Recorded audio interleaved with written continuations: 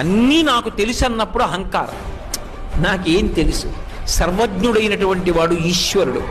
ఆయన నాకన్నా తెలుసున్న వాళ్ళని ఎందరినో సృజించాడు.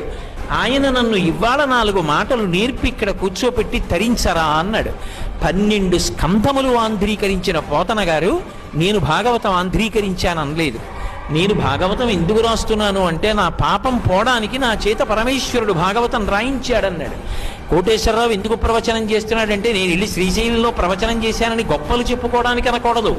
ఒరే, అక్కడ ఇక్కడ తిరిగి అహంకారంతో బ్రతుకుతున్నావురా, సహస్రఘటాభిషేకం అవుతోందిరా, వచ్చి ఓ కుండ పట్టుకో, నీ జన్మ తరిస్తుందని ఈ కుండని కాపాడడానికి, కుండ నెత్తికెత్తడానికి నన్ను తీసుకొచ్చాడు. ఈ కుండ నెత్తి మీద పెట్టుకుంటే నిన్ను నెత్తి మీద పెట్టుకుంటాను రా అని చెప్తే రాడని, ప్రవచనం అంటే పెద్ద తెలుసున్న మొనగాళ్ళ వస్తాడని తీసుకొచ్చాడు. తీసుకొచ్చి 3 రోజులు నా చేత దర్శనమిచ్చి